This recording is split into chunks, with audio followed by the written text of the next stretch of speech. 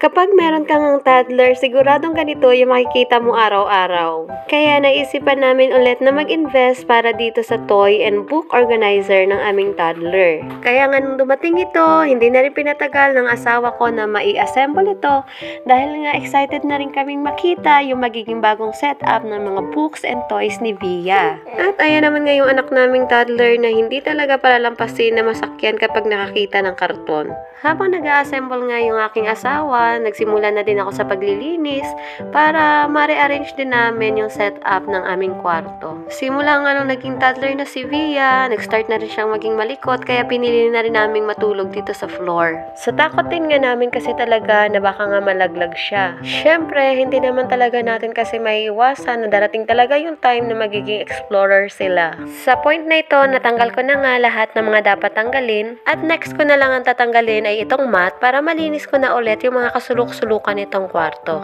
Pinacuum at minap ko na rin nga ito para talagang malinis ito kapag nilagay na namin yung playpen dito ni Via. At nung sakto nga patapos na ako sa paglilinis, patapos na rin yung asawa ko sa pag-a-assemble nitong magiging book and toy organizer ng aming Via. At dito nga tinulungan ko na yung aking asawa para talagang matapos na agad at may arrange ko na yung mga toys and books ni Via.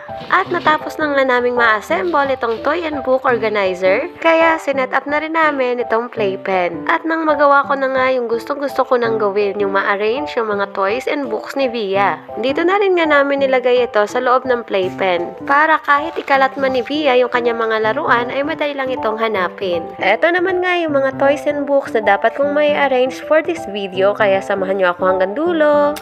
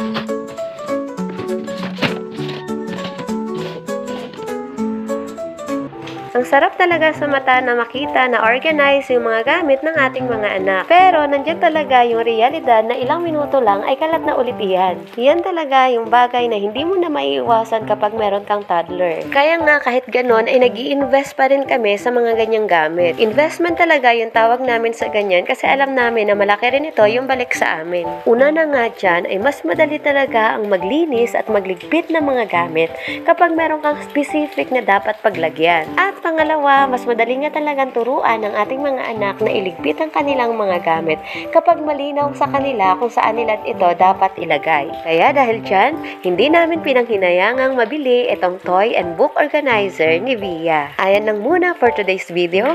Thank you for watching and follow for more!